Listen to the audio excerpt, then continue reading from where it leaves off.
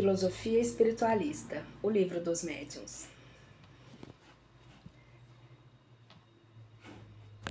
Instruções dos espíritos sobre os gêneros de manifestações e as formas de comunicações com o mundo dos espíritos. Desenvolvimento das atividades mediúnicas e as dificuldades que se podem encontrar na prática do espiritismo. Allan Kardec. Apresentação. A presença dos espíritos na trajetória da humanidade perde-se na noite dos tempos. Vem como um sopro renovador, vencendo distâncias, atestando a imortalidade e abrindo clareiras de esperança nas sombras terrenas. São as vozes dos invisíveis que rompem as barreiras vibratórias e ressoam como clarindas em todas as épocas, para despertar os que jazem no sono multimilenar da ignorância. Após o lançamento de O Livro dos Espíritos, o professor Rivail, agora Allan Kardec, seguiu a imperiosa necessidade de escrever uma obra destinada a ser um guia seguro para os médiuns e evocadores, o que vale dizer para os que estivessem integrados nas práticas mediúnicas ou interessados em estudá-las. Antes, seus olhos de pesquisador, Allan Kardec descortinara um universo grandioso. Os próprios habitantes do mundo espiritual se faziam presentes anunciando a realidade da vida após a morte do corpo físico. Vinham descrever cada um deles a situação em que se encontravam e comprovar a possibilidade da comunicação entre os encarnados e desencarnados. O codificador presente ser esta uma revelação capaz de mudar o rumo do raciocínio humano e a perspectiva do futuro, quando se tornasse conhecida em razão das implicações morais decorrentes. A mediunidade naquele momento era praticada como um mero entretenimento nas rodas sociais, como também explorada através dos tempos, com a finalidade de atender à curiosidade daqueles que desejavam saber algo acerca do futuro, previsões relacionadas como guerras e domínios, e em menor escala para o atendimento aos enfermos, como por exemplo nas práticas dos pajés ou feiticeiros das tribos indígenas, além de ser utilizadas para os trabalhos de magia negra quando direcionada para o mal. Na antiguidade, os profetas, os oráculos e as pitonistas eram procurados e, de alguma forma, respeitados. Entretanto, a certa altura, ocorreu uma significativa mudança, fruto de ideias religiosas, castradoras e injeção o pensamento das criaturas, ao mesmo tempo em que se promovia, especialmente na Idade Média, uma verdadeira caçada aos médiuns, acusados de bruxarias e muitos sofrendo torturas, condenados à morte. Pela primeira vez na história da humanidade, os fenômenos mediúnicos iriam ser analisados e pesquisados com seriedade e critério científico que estavam por merecer. Esse era o momento certo e ali estava aquele que assumiria a honrosa missão. O professor Rivail entrega-se ao trabalho ao qual dedicaria por mais de 3 anos. Quando do lançamento do Livro dos Espíritos, que marca o advento do Consolador prometido por Jesus, Allan Kardec, ao dar-lhe este título, quis deixar bem claro e evidente o mérito da obra, que o mérito da obra pertencia aos seus legítimos autores, ou seja, os espíritos. Em seguimento à obra básica, lança em Paris, em 15 de janeiro de 1861, o Livro dos Médiuns. Também este apresenta o ensino dos espíritos, como o codificador ressalta na introdução. Entretanto, é possível observar a sua notável contribuição decorrente das suas pesquisas e experiências nas sessões mediúnicas a partir das narrativas dos espíritos que se comunicavam. Após rigorosa metodológica observação, a qual também associava o confronto com centenas de mensagens recolhidas de vários países e inferindo consequente universalidade e concordância dos ensinamentos dos espíritos, é que Kardec formulava a teoria correspondente. Agora eu entendi. Ainda na introdução, o autor enfatiza que se dirige aos que veem no espiritismo um objetivo que se lhe compreenda toda a gravidade, não fazem das comunicações com o mundo invisível um passatempo. Esclarece que todos somos médiuns, isso é, e que a faculdade existe em estado latente em todas as criaturas. Mais adiante, no capítulo 14, da segunda parte, define que o médium é todo aquele que sente num grau qualquer a influência dos espíritos e que a faculdade é inerente ao ser humano, não sendo, portanto, um privilégio exclusivo, mas usualmente só denominados médiums aquele em que a faculdade se mostra de forma ostensiva. Sob esse prisma, devemos dizer que Kardec não era médium, e sim, já foi dito, um emérito pesquisador em virtude das características da sua missão. A ordem sequencial de O Livro dos Médiuns evidencia a notável didática do codificador, pois a tábua das matérias apresenta um raciocínio lógico, confirmando a sua condição de excelente pedagogo, já demonstrada no livro básico.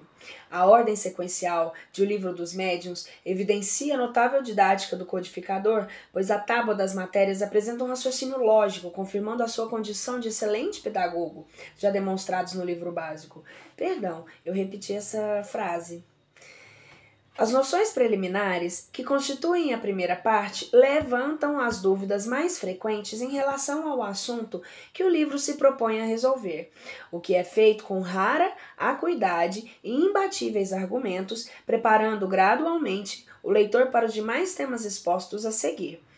Kardec inicia a segunda parte de maneira extraordinária, enveredando pelos esclarecimentos da ação dos espíritos sobre a matéria, aprofundando os aspectos atinentes ao perispírito, já mencionado em alguns itens anteriores nesta mesma obra, em O Livro dos Espíritos, no qual registra o termo pela primeira vez para expressar o envoltório semimaterial do espírito. Ele divide fenômenos mediúnicos em duas partes, as manifestações físicas e as manifestações inteligentes, e discorre sobre a grande variedade de cada uma delas. Refere-se à diversidade dos médiuns, que corresponde às diferentes facetas em que a mediunidade se apresenta, elucidando quanto aos aspectos técnicos, sempre recomendando o estudo antes da prática.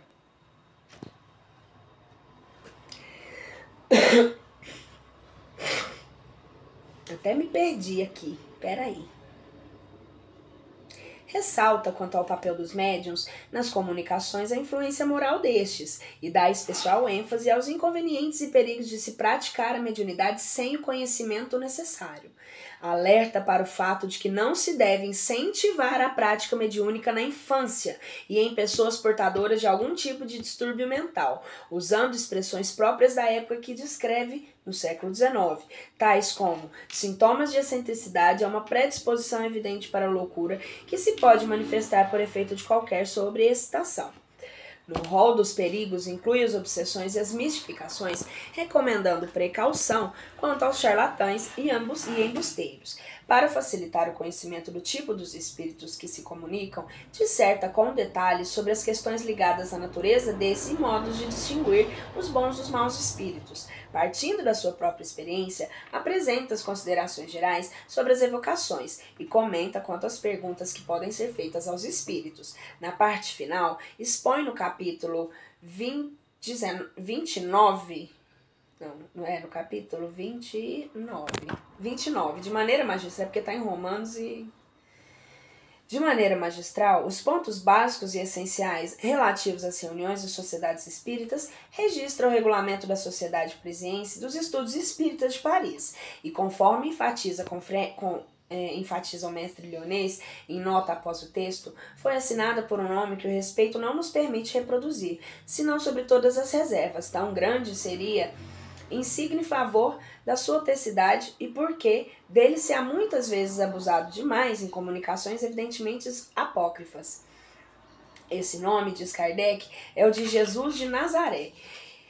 O codificador em seguida adverte, quanto mais elevados são os espíritos na hierarquia, tanto mais desconfiança devem os seus nomes serem acolhidos e ditados. Reconhece, todavia, a superioridade incontestável da linguagem e das ideias expêndidas. Essa importante mensagem foi posteriormente transcrita após pequenas supressões. O Evangelho segundo o Espiritismo, no capítulo 6, o Cristo Consolador, e Kardec coloca-a como assinada pelo Espírito da Verdade, o que nos leva a inferir que o Espírito de Verdade é Jesus. Esta página magistral, em sua feição definitiva, conforme está no livro acima citado, assim se inicia. Venho, como outrora, aos transviados filhos de Israel, trazer-vos a verdade e dissipar as trevas. Escutai-me. O Espiritismo, como fez antigamente a minha palavra, tem de me lembrar aos incrédulos que acima deles reina a imutável verdade. O Deus bom, o Deus grande, o Deus o que faz germinarem as plantas e se levantarem as ondas. Revelei da doutrina divinal, como um ceifeiro reuni em feixes o bom espaço do seio da humanidade e disse: vinde a mim todos vós que sofreis, perdão. Em seu parágrafo final há uma conclamação. Espíritas, amai-vos, e este o primeiro ensinamento, instruí-vos este o segundo. No cristianismo encontram-se todas as verdades, são de origem humanas os erros que nele se enraizam. Eis que do além-túmulo, além que julgáveis o nada, vozes vos clamam. Irmãos, nada perece, Jesus Cristo é o vencedor do mal, sede vencedores da impiedade. O Espírito de Verdade. Paris, 1860. Analisando detidamente o Livro dos Médiuns, constatamos a linha de raciocínio adotada pelo codificador, a sua perfeita coerência e encadeamento que vai da primeira parte até o item 350 do capítulo. Observamos os seguintes pontos. No item 30 da primeira parte do método de Kardec, assinala de forma primorosa as características do verdadeiro espírita. O verdadeiro espírita jamais deixará de fazer o bem, lenir corações aflitos, consolar, acalmar desesperos, operar reformas morais. Essa é a sua missão. É nisso que encontrará satisfação real. Em seguida, faz um comentário extraordinário. O Espiritismo anda no ar, difunde-se pela força mesma das coisas, porque torna felizes os que os professam. Essa felicidade nada tem a ver com a que é atribuída a questões da vida material, mas sim apresenta-se como uma sensação nova, íntima, advinda do conhecimento que os princípios espíritas proporcionam, ampliando os horizontes mentais e reaquecendo os sentimentos, especialmente quando associada à vivência do que há em caracterizar o verdadeiro espírita. Após apresentar com riqueza de detalhes o guia seguro para os médiuns e os que atuam na área da mediunidade, Allan Kardec conclui mencionando que de nada adianta acreditar na existência dos espíritos se essa crença não propicia transformação moral do indivíduo. Se é apenas mera curiosidade, se a faculdade for utilizada somente para atender os interesses materiais, ou o que é pior, para prejudicar quem quer que seja, a humanidade permaneceria ao mesmo patamar evolutivo, em nada progredindo. Ele ressalta com autoridade moral e espiritual que lhes são apanágio, que os desígnios da providência divina são os do progresso e união das sociedades espíritas sérias.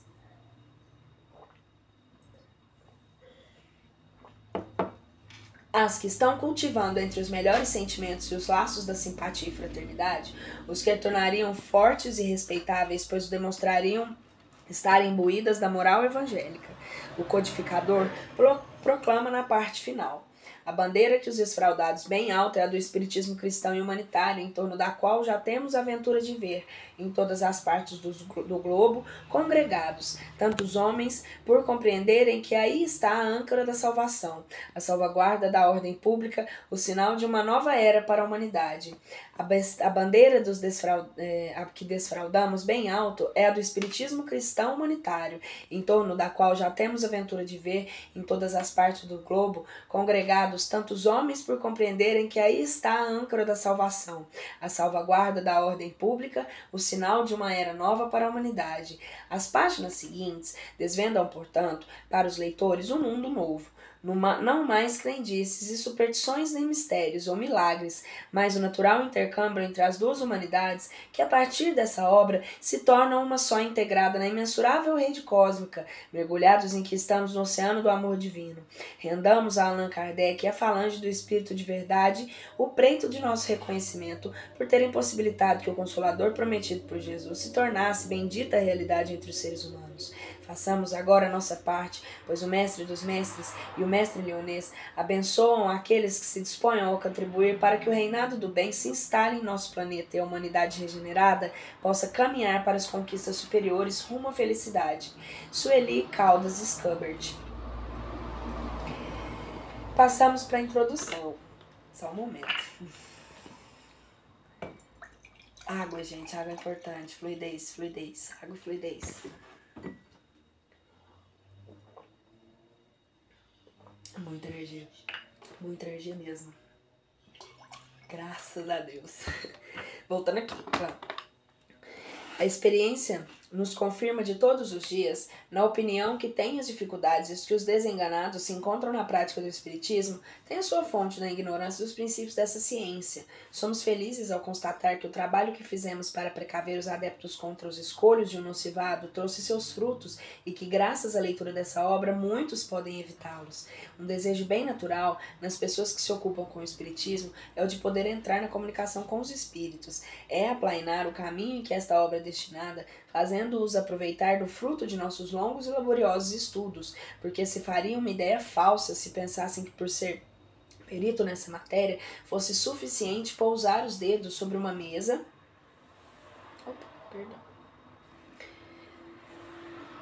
para fazê-la girar, ou ter um lápis à mão para escrever. Igualmente se enganaria aquele que acreditasse achar que nessa obra há uma receita universal e infalível para formar médiuns.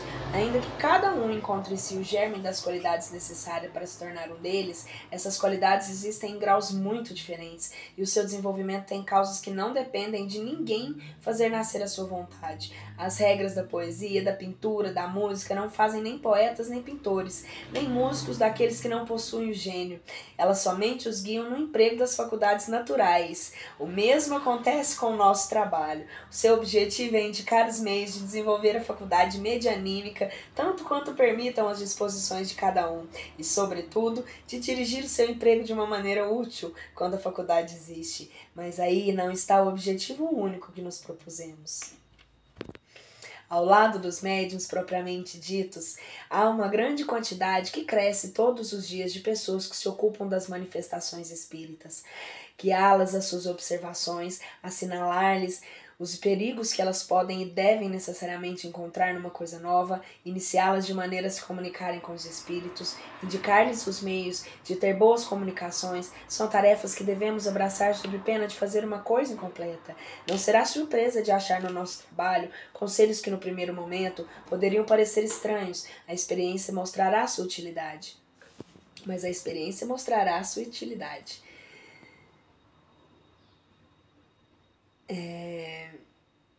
Depois de ter estudado com cuidado, se compreenderá melhor os fatos dos quais serão testemunhas. As linguagens de certos espíritos parecerá menos estranha. Como instrução prática, essa obra não se dirige apenas aos médiuns, mas a todos aqueles que querem ver e observar os fenômenos espíritas. Algumas pessoas desejariam que publicássemos um manual prático, sucinto, contendo em poucas palavras a indicação de procedimentos a seguir para entrar em comunicação com os espíritos. Pensam que em um livro dessa natureza pode, pela modicidade de seu preço, ser difundido em profusão. Seria um potente meio de propaganda multiplicando os médiuns. Quanto a nós, olhamos como mais prejudicial que útil, pelo menos no momento. A prática do espiritismo é envolta em muitas dificuldades e não está isenta de inconvenientes que só um estudo sério e completo pode prevenir. Seria uma temeridade que uma indicação demasiado sucinta provocasse experiências feitas e leviandas das quais poderia aprender. São as coisas às quais não é nem conveniente nem prudente brincar. Cremos fazer um mau serviço colocando à disposição pessoas estouvadas que achariam engraçado conversar com os mortos. Nós nos dirigimos às pessoas que veem o espiritismo a finalidade séria, que compreenderam a gravidade e não façam das comunicações com o mundo invisível apenas um jogo. Publicamos uma instrução prática com o fim de guiar os médiuns, até porque, as manifestações estão aí e é só preciso orientar o caminho. Não tem como você desenvolver o que já existe, Você criar o que tá ali já. Falei demais.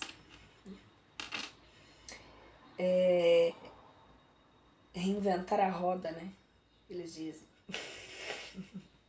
Acho que essa é a expressão, não tem como reinventar a roda. Ai, ai. Publicamos a instrução como um guia, e ainda que seja um eminente grave, séria, não reimprimiremos mais, porque não a achamos ainda suficiente completa para esclarecer todas as dificuldades que se possam encontrar.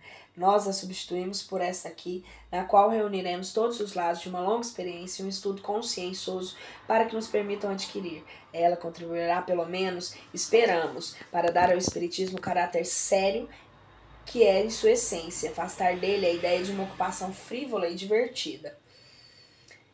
É divertido, mas não só. É porque o divertimento é consequência. A gratidão, enfim. A essas considerações, ajuntaremos uma coisa importante. A má impressão que produz sobre os principiantes ou pessoas mal dispostas à visão das experiências feitas levianamente sem conhecimento de causa. Elas têm por inconveniente dar ao mundo dos espíritos uma ideia muito falsa de se prestar a zombaria e críticas frequentemente bem fundadas. Por isso que os incrédulos saem dessas reuniões raramente convertidos e pouco dispostos a verem um lado sério no espiritismo. A ignorância e a leviandade de certos médiuns têm causado maiores prejuízos do que se pensa. E como? Eu já fui uma médium ignorante. Ainda sou, ainda tenho muito a que aprender. É por isso que nós estamos aqui. Bora. O Espiritismo alcançou grandes progressos desde alguns anos, mas ele fez imensos avanços desde que entrou numa via filosófica, porque agora ela é apreciada por pessoas esclarecidas. Hoje não é mais um espetáculo, é uma doutrina da qual não riem aqueles que zombavam das mesas girantes. Esforçando-nos para levá-los a manter sobre esse terreno, temos a convicção de lhe conquistar mais adeptos úteis que, provocando à torta e à direito, manifestações das quais se poderiam descrer. Todos os dias, temos a prova disso pelo número de adeptos que se fez só a leitura do livro de adeptos que fez só a leitura do livro dos Espíritos. Depois de expor em O Livro dos Espíritos a parte filosófica da ciência espírita, damos nesta obra a parte da prática para o uso daqueles que querem se ocupar das manifestações, seja por elas próprias, seja pela observação das experiências alheias. Elas verão as dificuldades que podem encontrar e terão assim um meio de evitá-las. Essas duas obras, seguindo uma a outra, são até certo ponto independentes. Quem quiser se ocupar seriamente do assunto, aconselhamos primeiro o Livro dos Espíritos. Perdão, Maria. É uma coisa interessante que acontece comigo, isso eu ainda não sei porquê. O nariz, todas as vezes que eu tô fazendo estudo ou leitura, até no centro, o nariz coça absurdamente. Top. Se alguém souber e puder me explicar, vou voltar. Porque eu já procurei na internet também e não achei uma explicação lógica. Eu acredito que seja alguma coisa de conexão, né? Mas vamos lá. Enfim, volta.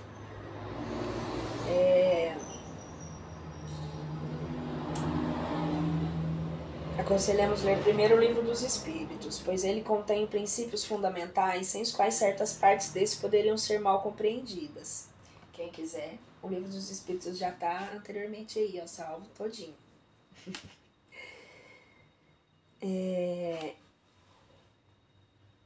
Melhorias importantes aparecem na segunda edição, mais completa que a primeira. Ela foi corrigida com um cuidado todo particular pelos espíritos que aí a juntaram com um grande número de notas e de instruções do mais alto interesse. Como foi toda a revista, eles a aprovaram ou a modificaram à sua vontade. Pode-se dizer que é uma grande parte da obra deles, porque a sua intervenção não se limitou a alguns artigos assinados. Nós indicamos os nomes que nos parecem necessários para caracterizar de certas citações mais longas, como emanando deles textualmente. De outra maneira, teríamos de citá-las quase em todas as páginas, principalmente a todas as respostas dadas às questões que nos pareciam úteis.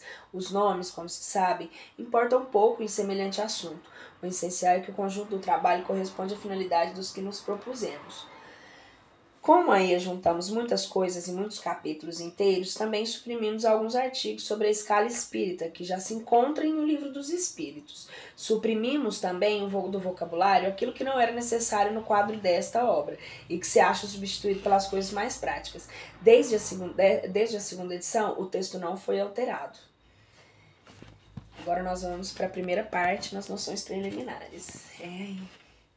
Então, de ler esse livro. Capítulo 1. Existem espíritos?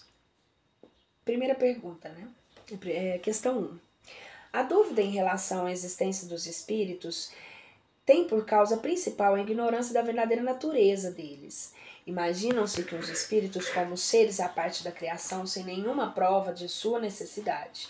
Muitos só os conhecem pelos contos fantásticos que ouviram na infância, mais ou menos como se conhece a história pelos romances. Sem procurar saber esses contos, desprovidos pelos acessórios ridículos, repousam sobre o fundo de verdade, só o lado absurdo os choca. Não se dando ao trabalho de treinar a casca amarga, para descobrir a amêndoa, rejeitam tudo como fazem na religião, aqueles que chocados de certos abusos, confundem tudo na mesma reprovação. Qualquer que seja a ideia que se faça dos espíritos, essa crença é necessariamente fundada sobre a existência do princípio inteligente fora da matéria.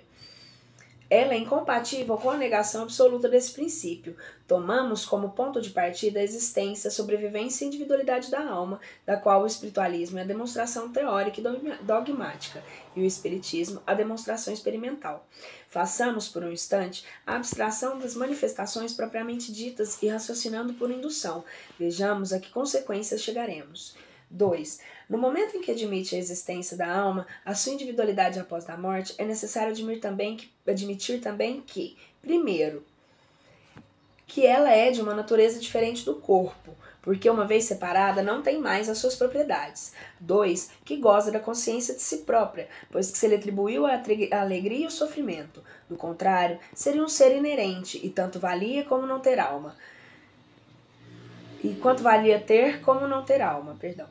Do contrário, seria um ser inerte, tanto valia ter como não ter alma. Isso admitindo, essa alma vai para alguma parte. O que acontece com ela e para onde vai?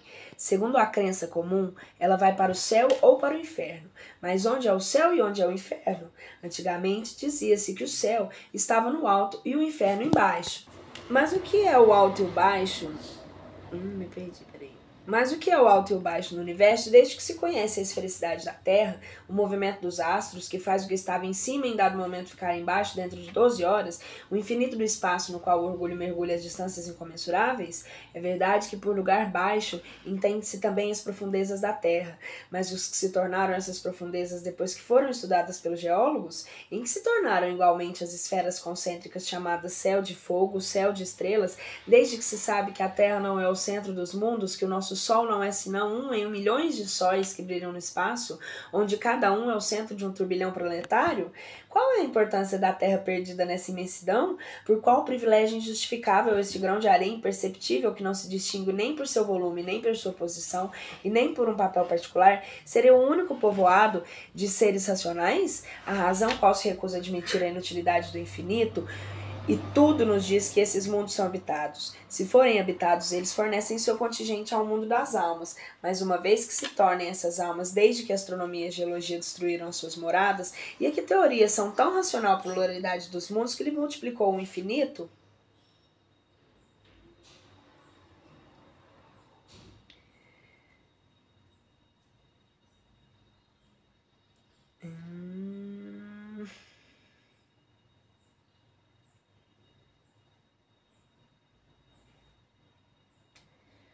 Que se multiplicou ao infinito, a doutrina de localização das almas não concorda com os dados da ciência. Assim, uma outra doutrina, mais lógica, toma um lugar, não um lugar determinado e circunscrito. Porém, o espaço universal é todo um mundo invisível no meio qual vivemos, que nos cerca e nos contata sem cessar. Há nisso uma impossibilidade qualquer... há uma impossibilidade. Qualquer coisa que repugne a razão? Não, de modo algum. Tudo nos diz que não pode ser outra maneira. Mas então, em que se transformaram as penas e as recompensas futuras? Se as almas não vão para determinados lugares, essa ideia é absurda e dá motivo à incredulidade. Digamos que, em lugar disso, as almas gozem da sua felicidade ou sofram as suas penas em íntimo, que sorte seja subordinada ao seu estado moral. Que a reunião de almas simpáticas e boas seja uma fonte de felicidade, que, segundo seu grau de pureza, elas consigam ver coisas que escapam às mais grosseiras e que todo mundo pode compreendê-las sem esforço. Digamos que as almas não chegam ao seu desenvolvimento máximo, senão quando fazem para melhorar e depois de uma série de provas que se servem para a sua depuração. Que os anjos e as almas chegaram no último grau e que todos podem atingir com boa vontade, que os anjos são mensageiros de Deus encarregados de velar para a sua execução, seus desígnios no universo, que eles são felizes nessa missão gloriosa e damos à sua felicidade uma finalidade mais útil e mais atraente àquela do que de uma contemplação perpétua.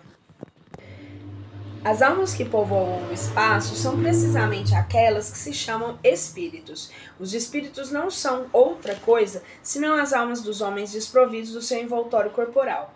Se os espíritos possuíssem seres à parte na sua existência, seria mais hipotética. Se admitimos que existiam almas, torna-se necessário admitir os espíritos, que nada mais são do que almas. Se admitimos que as almas estão em toda parte, admite-se igualmente que os espíritos estão em toda parte.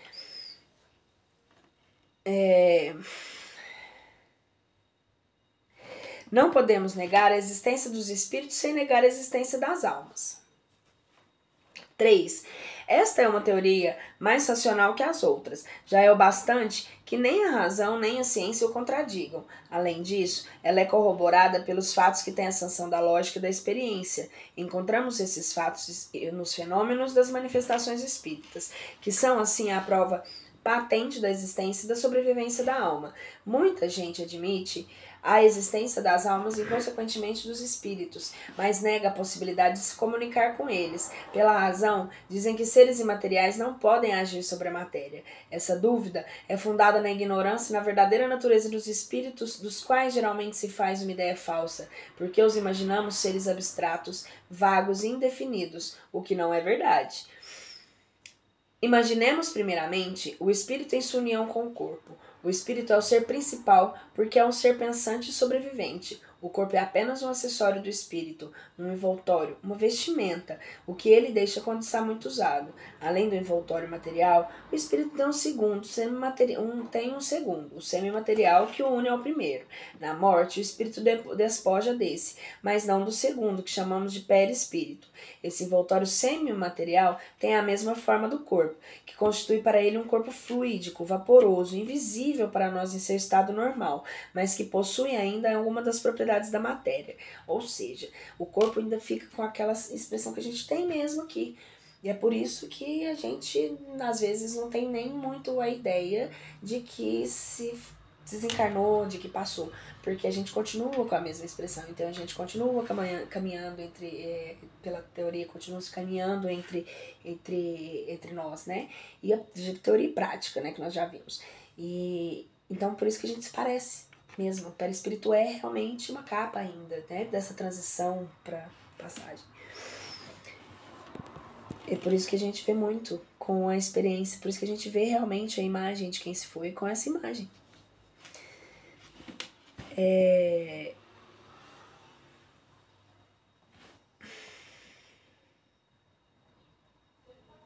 Imaginemos primeiramente... Peraí.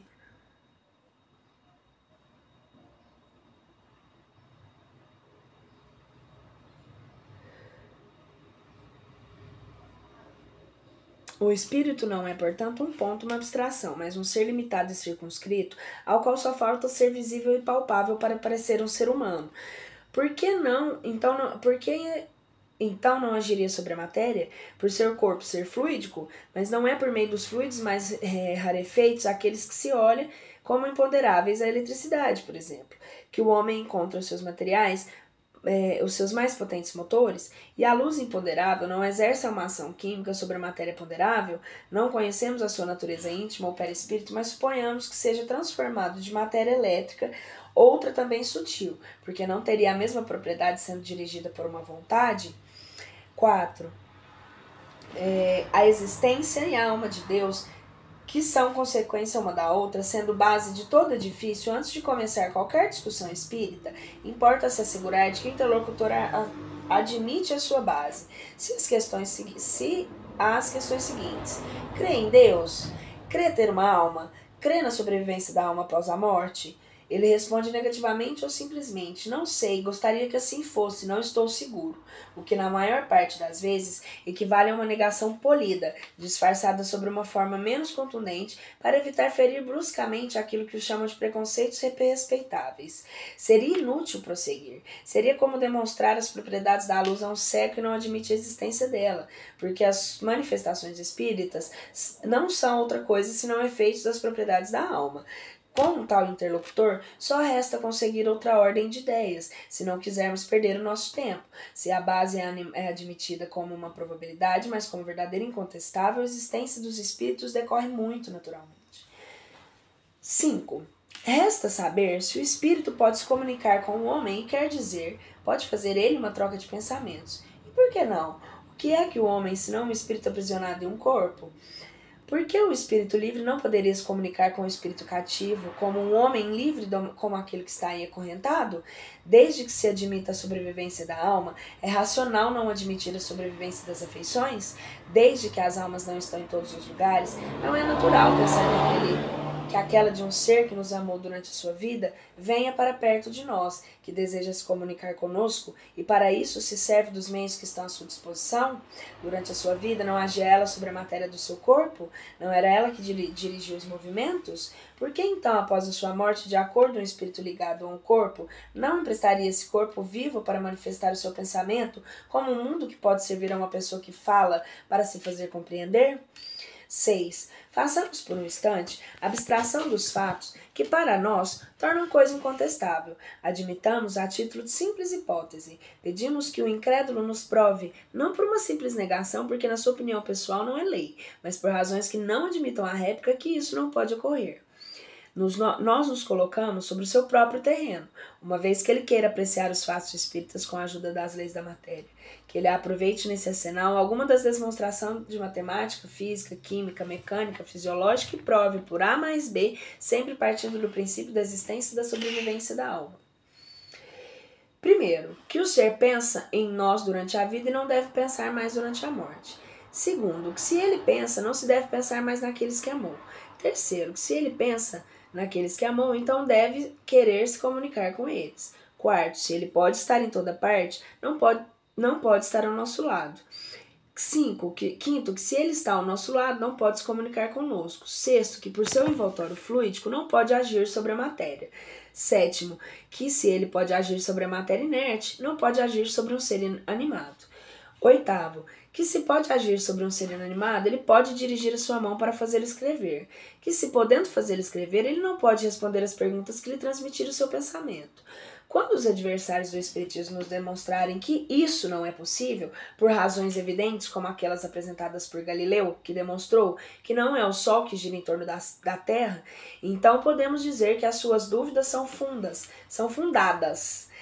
Infelizmente, até hoje, toda a sua argumentação se resume nas palavras "eu não creio, então é impossível".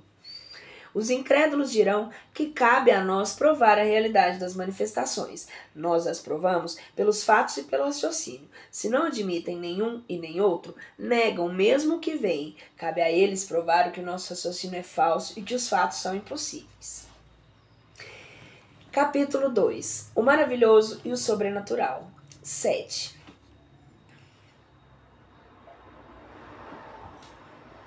Se a crença nos espíritos e as suas manifestações fosse uma concepção isolada, o produto de um sistema poderia, com alguma aparência de razão, ser suspeita de ilusão. Mas podemos encontrá-la viva em todos os novos e antigos e modernos, nos livros santos de todas as religiões. E porque dizem alguns críticos, em todos os tempos, o homem tem amado o maravilhoso. Que é o maravilhoso segundo o homem? Segundo a sua opinião, aquilo é o sobrenatural. O que você entende por sobrenatural? Aquilo que é contrário às leis naturais. Então você conhece tão bem essas leis que pode marcar um limite ao poder de Deus? Muito bem. Prove porque a existência dos espíritos e suas manifestações são contrárias às leis da natureza, que não é e nem pode ser nenhuma dessas leis. Siga a doutrina espírita e verá esse encadeamento que tem todos os caracteres de uma admirável lei, que resolve tudo que as leis filosóficas até hoje não puderam resolver. O pensamento é um dos atributos do espírito, a impossibilidade que eles têm de agir sobre a matéria, de impressionar nossos sentidos e, por consequente, transmitir o seu pensamento, resulta, se assim podemos nos exprimir, de sua constituição filosófica. Então, não há nesse fato nada de sobrenatural, nada de maravilhoso, que um homem morto é bem morto e reviva corporalmente, que os seus membros dispersos se reúnam novamente para formar o seu corpo, isso é maravilhoso, sobrenatural, fantástico. Seria uma verdadeira derrogação que Deus poderia fazer por meio de um milagre, mas não há nada parecido na doutrina espírita. 8. Não obstante, dirão que você admite que um espírito possa levantar uma mesa e mantê-la no espaço sem ponto de apoio. Isso não é uma derrogação da lei da gravidade?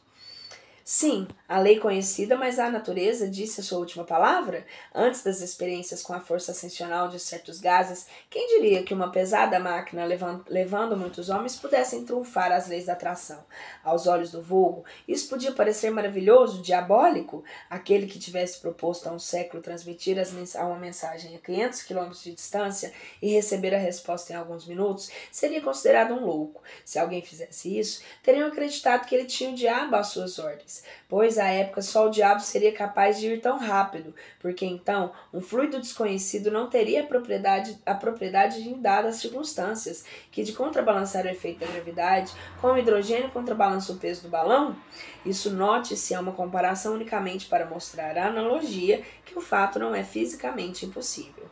Ora, fora precisamente quando os sábios, na observação de certas espécies e fenômenos, quiseram proceder por identificação e acabaram por se enganar. De resto, o fato está aí. Todas as negociações não puderam fazer, porque negar não é provar. Para nós, não há nada de sobrenatural, e é isso tudo que podemos dizer no momento. 9. Se o fato está constatado no momento. Eu preciso ter um pouco mais de... 9. Se o fato está constatado, nós o aceitamos. Aceitamos até mesmo a causa citada, aquela de um fluido desconhecido. Mas a quem prova a intervenção de um espírito, aí está o maravilhoso, o sobrenatural. Seria necessária aqui toda uma demonstração que não seria cabível, tanto para resumir em algumas palavras, dizemos que ela está fundada, em teoria, sobre esse princípio. Todo efeito inteligente deve ter uma causa inteligente. Praticamente, sobre essa observação que os fenômenos ditos espíritas, tendo dado provas de inteligência, devem ter uma das causas inteligentes fora da matéria, que essa inteligência não sendo aquela dos assistentes, aqui está o resultado, aquelas dos assistentes. Aqui está o resultado de uma experiência. Deve estar fora deles, pois não se vê agindo, é então ser invisível. Então, que de observação em observação, chegou a se reconhecer que esse ser invisível, ao qual se dá o nome de espírito, não é outra coisa senão a alma daqueles que viveram corporalmente e que a morte despojou de seu grosseiro envoltório visível, não lhes deixando senão um envoltório etéreo, invisível em seu estado normal. Eis então o maravilhoso e o sobrenatural reduzido à sua mais simples expressão. Uma vez constatada a existência de seres invisíveis, sua ação sobre a matéria resulta da natureza e de seu envoltório fluídico. Essa ação é inteligente, porque ao morrer perderam apenas os seus corpos, mas conservaram a inteligência, que é a sua essência. Aí está a chave de todos esses fenômenos denominados erradamente sobrenaturais. A existência de espíritos não é então seu sistema pré-concebido, uma hipótese imaginária para explicar os fatos. É o resultado de observações e a consequência natural da existência da alma. Negar essa causa é negar a alma e seus atributos. Aqueles que pensam o poder desses efeitos inteligentes a uma solução racional, podendo explicar todos os fatos, queriam fazê-lo assim se poderá discutir o mérito de cada uma. Questão 10. Aos olhos daqueles que veem a matéria como prática da natureza, tudo que não pode ser explicado pelas leis da matéria é maravilhoso ou sobrenatural. Para eles, é maravilhoso o sinônimo da superstição. Desse modo, a religião fundada sobre a existência de um princípio imaterial é uma teia de superstições. Não ousam dizer em voz alta o que pensam, mas o que dizem baixinho. Creem em salvar as aparências, concordando que é necessária uma religião para o povo para disciplinar as crianças. Ora, de duas uma. Ou o princípio religioso é verdadeiro ou é falso. Se é verdadeiro, ele o é para todo mundo. Se é falso, não é melhor para os ignorantes e nem para os mais esclarecidos. 11. Aqueles que atacam, que atacam o espiritismo em nome do maravilhoso apoiam-se geralmente sobre o princípio materialista, porque negando todo o efeito extramaterial, negam por isso mesmo a existência da alma. Sonde o fundo dos seus pensamentos, investigue o bem sentido das suas palavras e você verá que quase sempre o princípio será formulado claramente, colocando sobre a capa uma pretensa filosofia racional, sobre a qual eles se escondem. Rejeitando como maravilhoso, tudo que decorre da existência da alma são consequentes consigo próprios. Não admitindo a causa, não admitem os efeitos. Daí uma opinião preconceituosa que os tornam incapazes de julgar sadiamente o espiritismo.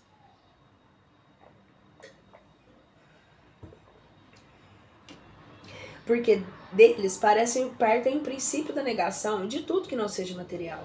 Quanto a nós, desde que admitimos os efeitos que são consequência da existência da alma, segue-se que aceitamos todos os fatos qualificados de maravilhosos. Somos então os campeões de todos os sonhadores, os adeptos de todas as utopias, de todas as excentricidades sistemáticas? Seria conhecer bem pouco o espiritismo para assim pensar, mas os nossos adversários não se importam com isso. A necessidade de conhecer aquilo de que falam é menor que a de seus cuidados. Segundo eles, o maravilhoso é absurdo. Ora, o espiritismo se apoia em fatos maravilhosos. Logo, o espiritismo é absurdo. Creem em apresentar um argumento sem réplica quando, depois de terem feito eruditas pesquisas sobre os convulsionários de Saint-Médard e os calvinistas, Sévenes ou as religiosas de Loudon, chegam a descobrir fatos comprovados de trapaça que ninguém contesta. Essa história são o evangelho do espiritismo? Seus partidários não negaram que o charlatanismo tem explorado certos fatos em seu proveito, que a imaginação os tem criado, que o fanatismo tem exagerado muito. O espiritismo não é responsável pelas extravagâncias que se pode cometer em seu nome, como a verdadeira ciência não é pelo abuso da ignorância e nem a verdadeira religião pelo excesso de fanatismo. Muitos críticos julgam o espiritismo só pelos contos de fadas e pelas lendas populares que são de forma de ficção. Do mesmo modo, valeria julgar a história pelos romances históricos ou pelas tragédias. 12. Seguindo uma lógica elementar para discutir uma coisa, é necessário conhecê-la, porque a opinião de um crítico não tem valor se ele não fala com conhecimento de causa. Somente assim a sua opinião, ainda errônea, pode ser tomada em consideração. Que valor essa opinião pode ser o crítico que desconhece o assunto? A verdadeira crítica deve provar não apenas por erudição, mas um conhecimento profundo do assunto em questão, de um julgamento justo e de uma imparcialidade a toda prova. De outro modo, um violeiro qualquer daria o direito de julgar Rossini e um aprendiz de pintor de censurar Rafael. 13. O espiritismo, portanto, não aceita todos os fatos considerados maravilhosos ou sobrenaturais. Não aceita, longe disso, demonstrar a impossibilidade de um grande número deles e o ridículo de certas crenças que constituem, propriamente falando, a superstição. É verdade que entre os fatos que ele admite, há coisas que para os incrédulos são maravilhosas, o que vale dizer da superstição. Assim, mas ao menos não discutam esse ponto, porque sobre os outros não há nada a dizer, e pregarão aos convertidos, atacando o que o próprio espiritismo refuta. Provam a ignorância e os seus argumentos caem por terra. Mas até onde vai a crença do espiritismo? Dirão, leia, observe e saberá. Mas até onde toda ciência só se adquire com o tempo e com o estudo. Ora, o espiritismo toca as questões mais graves da filosofia, a todos os ramos de ordem social, que trata ao mesmo tempo do homem físico e do homem moral. É ele próprio uma ciência, toda uma filosofia que não se pode ser aprendida em algumas horas como outra ciência. Seria puerilidade ver todo o espiritismo nas mesas girantes como ver toda a física em certos jogos infantis. Para aquele que não quer parar apenas na superfície, não são horas, mas meses e anos que terá de gastar em sondar todos os seus arcanos. Que se julgue por isso o grau de saber e a opinião daqueles que arrogam o direito de julgar, porque viram uma ou duas experiências frequentemente de maneira distraída e por passatempo dirão sem dúvida que não tem tempo disponível e necessário a esses estudos. seja, nada os obriga, mas então, quando não se tem tempo para estudar uma coisa, não se deve falar dela e ainda menos julgá-la, se não se quer ser acusado de leviandade. Quanto mais alta é a posição dentro de uma ciência, menos desculpável é tratar um assunto que não se conhece. Resumimos tudo nas seguintes proposições. Primeiro, todos os fenômenos espíritas têm por princípio a existência da alma, sua sobrevivência do corpo e as suas manifestações. Segundo, esses fenômenos, sendo fundados sobre uma lei da natureza, nada têm de maravilhoso ou sobrenatural no sentido comum da palavra. Terceiro, muitos fatos ditos como sobrenaturais só o são por desconhecimento de causa. O espiritismo lhe assinalando uma causa ou faz entrar no domínio dos fenômenos naturais. Quarto, entre os fatos qualificados sobrenaturais, há muito que o espiritismo demonstra a impossibilidade que o coloca entre as crenças supersticiosas. Quinto, ainda que o espiritismo reconheça em muitas crenças populares um fundo de verdade, não é solidário com todas as histórias fantásticas criadas pela imaginação. Sexto, julgar o espiritismo sobre fatos que ele não admite é dar prova da ignorância e tirar o valor da sua própria opinião. Sétimo, a explicação dos fatos admitidos pelo espiritismo nas suas causas e as suas consequências morais constituem toda uma ciência e uma filosofia que requer um estudo sério, perseverante e aprofundado.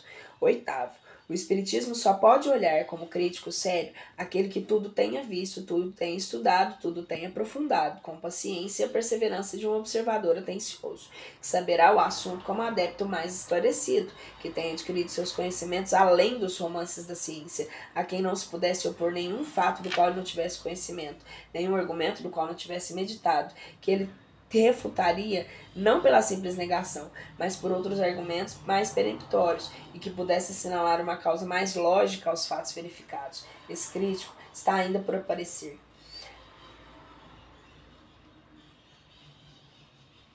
15. Citamos há pouco a palavra milagre. Uma pequena observação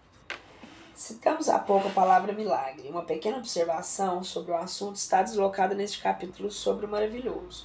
Em sua acepção primitiva, por sua etimologia, a palavra milagre significa coisa extraordinária, coisa admirável de ver. Mas essa palavra, como tantas outras, se afastou do sentido original e hoje se diz, segundo a academia, de um ato da potência divina contratar as leis comuns da natureza. Tal é com efeito a sua acepção usual e é só por comparação e por metáfora que se aplica às coisas comuns que nos surpreendem e cuja causa nos é desconhecida. Não cabe a nós examinar a Deus, se Deus pode julgar útil em certas circunstâncias, derrogar as leis estabelecidas por Ele mesmo.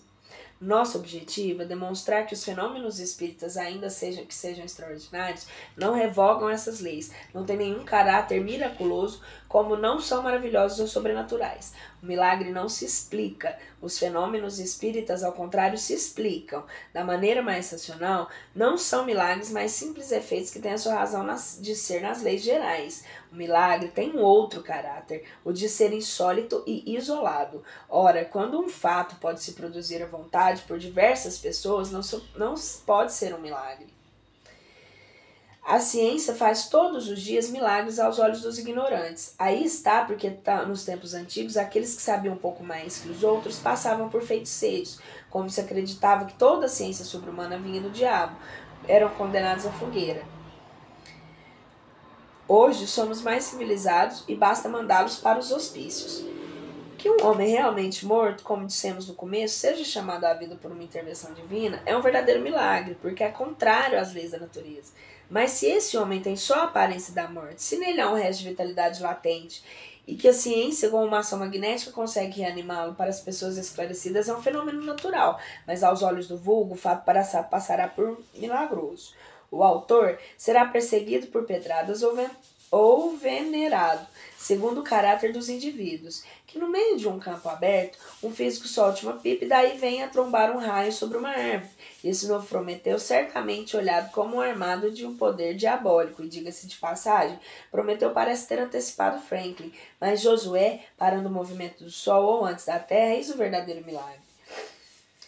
Não conhecemos nenhum magnetizador dotado de tão grande poder para operar tal prodígio. De todos os fenômenos espíritas, um dos mais extraordinários é o da escrita direta, e um daqueles que demonstram de maneira mais direta e mais extraordinária das inteligências ocultas.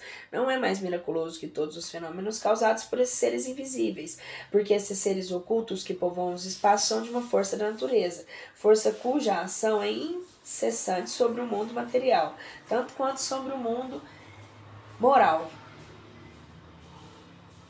O Espiritismo, nos esclarecendo sobre essa força, nos dá a chave de inúmeras coisas explicadas e inexplicáveis por todo outro e qualquer meio que puderam em tempos passados passar por prodígios.